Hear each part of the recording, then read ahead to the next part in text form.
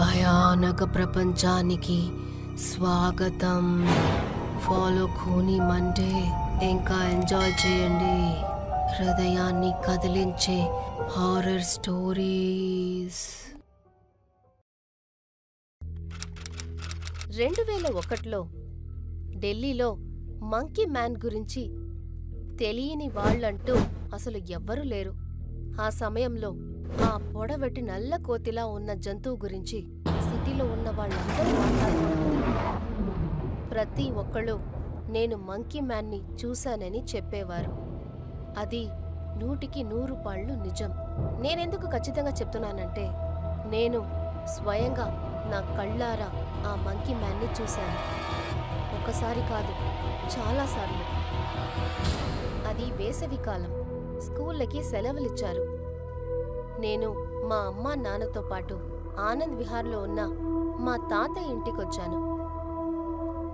అక్కడ నాకు అన్నిటికంటే పైనున్న ఫ్లోర్లో ఒక చిన్న రూమ్ ఇచ్చారు. ఆ రూమ్లో ఒక కిటికీ ఉండేది. అక్కడి నుంచి ఆ ఏరియా వ్యూ చాలా బాగా కనిపించేది. ప్రతిరోజు పడుకోవడానికి ముందు నేను ఆ కిటికీ పక్కన కూర్చుని పుస్తకాలు చదివేదాన్ని. అలాంటి ఒకరోజు నేను బుక్ చదువుతున్నప్పుడు నాకు మొదటిసారిగా మంకీ మ్యాన్ కనిపించాడు. నేను కిటికీ దగ్గర ఒక కొత్త నోవెల్ పట్టుకుని కూర్చున్నాను. నా కళ్ళు బాగా అలసిపోయాయి. నేను అలా కళ్ళు మూయాలనుకున్నప్పుడు నా కళ్ళ మూలలోంచి ఏదో కనిపించింది. పక్కనున్న బిల్డింగ్ మీద చాలా పొడవుగా నల్లగా ఉన్న ఒక రూపం చాలా వేగంగా పైకెక్కుతోంది. నా కళ్ళని బాగా రుద్దుకుని దీర్ఘంగా చూశాను. ఆ దృశ్యాన్ని చూసి నా ఊపిరి ఆగిపోయినట్టు అనిపించింది. అక్కడ నేను ఒక నల్లటి కోతి లాంటి మృగాన్ని బిల్డింగ్ పైప్ నుంచి పైకెక్కడం చూశాను. Monkey man. నేను దాని గురించి చాలా కథలేమో విన్నాను, కానీ ఆ కథ నిజమవుతుందని ఎప్పుడూ అసలు అనుకోలేదు. అతను దాదాపు 7 అడుగుల పొడవున్నాడు.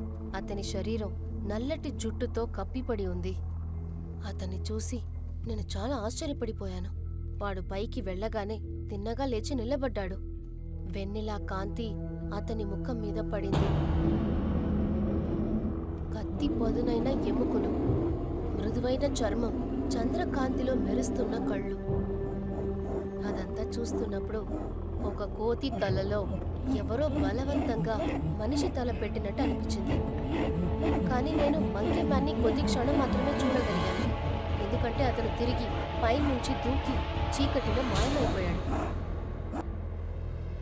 నేను నా ఫ్యామిలీకి అతని గురించి చెప్పడానికి ప్రయత్నించాను, కానీ నేను చెప్పిన విషయం అసలు ఎవ్వరూ నమ్మలేదు. వాళ్ళు నేను అటెన్షన్ కోసం మంకీ మ్యాన్ గురించి కామెడీ చేస్తున్నానని అనుకున్నారు. ఇంకా చెప్పాలంటే నాన్న నన్ను తిట్టారు. నువ్వు ఈ వయసులో ఇలాంటి కామెడీలన్నీ చేయకు అని చెప్పారు. కానీ నేను అబద్ధం చెప్పలేదు.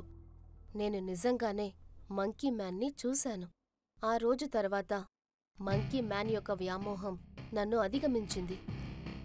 న్యూస్ పేపర్లో ఏదైనా న్యూస్ వచ్చినా, అక్కపక్కన ఎవరైనా మాట్లాడుకున్నారంటే నాకు ఎక్కడ అతని గురించి ఎలాంటి ఇన్ఫర్మేషన్ దొరికినా నేను వెంటనే అక్కడికి వెళ్ళిపోయేదాన్ని.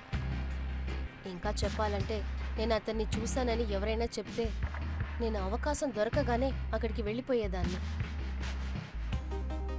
నేను ఇలాంటి ప్రయత్నాలు చేయడం వల్ల నేను మంకీ మ్యాన్ని చాలాసార్లు చూశాను. బిల్డింగ్ మీద, బ్రిడ్జి కింద, ఒకసారి అండర్ గ్రౌండ్ పార్కింగ్లో కూడా చూశాను. నేను చూసినంత వరకు ఏమనిపించిందంటే ఆ జంతువు దాని కుటుంబాన్ని వదిలేసి తెలియని చోటికి వచ్చినట్టు అనిపించింది. తెలియకుండా ఈ మనుషుల్లో వచ్చి కలిసిపోయినట్టు అనిపించింది. కానీ నేనలా ఫీల్ అవడం వల్ల ఎలాంటి ప్రయోజనం లేదు. మనుషులకు సంబంధించినంత వరకు వాడొక రాక్షసుడు. నాకిప్పుడు కూడా గుర్తుంది, మొదటిసారిగా ఒక అమాయకుడిని గాయపరచడం చూశాను. అర్ధరాత్రి సమయంలో బైనాకులర్స్తో నేను కిటికీ పక్కన కూర్చునున్నాను. నేను అతన్ని ఒక బిల్డింగ్ మీద చూశాను. అతని వెనకాల పటాకులు కాలుస్తున్నాడు. ఆ శబ్దాన్ని చూసి అక్కడి నుంచి పరిగెడుతున్నాడు. ఒక బిల్డింగ్ నుంచి ఇంకో బిల్డింగ్కి దూకి దూకి మనుషుల నుంచి దూరంగా వెళ్తున్నాడు. అతను పరిగెడుతున్నప్పుడు వెళ్లే దారిలో ఒక టెర్రస్ వచ్చింది. అందులో ఒక ముసలాతను వాక్ చేస్తున్నాడు. మంకీ మ్యాన్ దూకి ఆ బిల్డింగ్కి వచ్చాడు. మంకీ మ్యాన్ చూడగానే ఆ ముసలాతను భయపడ్డాడు. మంకీ మ్యాన్ అతన్ని చూసి రెచ్చిపోయాడు. ఆ ముసలాతని పరిస్థితి దారుణంగా మారిపోయింది. అతను పై నుంచి కింద 6 ఫ్లోర్లు దాటి పడ్డాడు. అతను అరుస్తూ కిందికొచ్చి పడిన దృశ్యం నాకిప్పుడు కూడా గుర్తుంది. మొదటిసారిగా నేను నా కళ్ళ ముందు ఒకళ్ళు చనిపోవడం చూశాను. ఉదయాన్నే ఆ ముసలాతని ఇంటి పక్కన జనాల గుంపు అంబులెన్స్ని చూసి నాకు నిజంగా ఏడుపొచ్చింది. నేను నా పేరెంట్స్కి దాని గురించి ఏం చెప్పలేదు.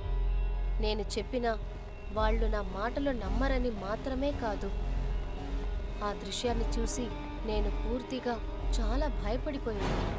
ఆ రోజు తర్వాత నేను ఆ మంకీ మ్యాన్ని వెతకడం ఆపేశాను. వీలైనంత వరకు అతని నుంచి దూరంగా ఉండాలనుకున్నాను. అయినప్పటికీ అప్పుడప్పుడు రాత్రులో అతను అరిచేటట్టు నా చెవుల్లో వినిపించేది. అతని గురించి మరింత ప్రమాదాలు మారుతూ వచ్చాయి. ఆ మంకీ మ్యాన్ వల్ల ఇంకా చాలా మంది చనిపోయినట్టు నాకు తెలిసింది. ఆ తర్వాత అతని పేరు వినగానే చాలా భయపడడం మొదలుపెట్టాను. ఒకరోజు సాయంత్రం సూర్యుడు అస్తమనమయ్యే సమయంలో నేను ఫ్రెండ్స్తో క్రికెట్ ఆడేసి మా తాతయ్య ఇంటికి తిరిగి వస్తున్నాను. నేను నడుచుకుంటూ వచ్చిన మా ఇంటి పక్క వీధిలో అసలు ఒక్కళ్ళు కూడా లేరు. పూర్తి నిశ్శబ్దం ఆవరించింది. ఆ వీధిలో సడన్గా నాకొక నీడ నా వెనక్కొస్తున్నట్టు అనిపించింది. తిరిగి చూస్తే అది ఇంకెవరో కాదు, ఆ మంకీ మ్యాన్ నన్ను ఫాలో అవుతూ వస్తున్నాడు. అది చూడగానే నా గొణుకొచ్చేసింది. అలాగే నిలబడిపోయాను. నేను భయంతో ఒక అడుగు కూడా ముందు పెట్టలేకపోయాను.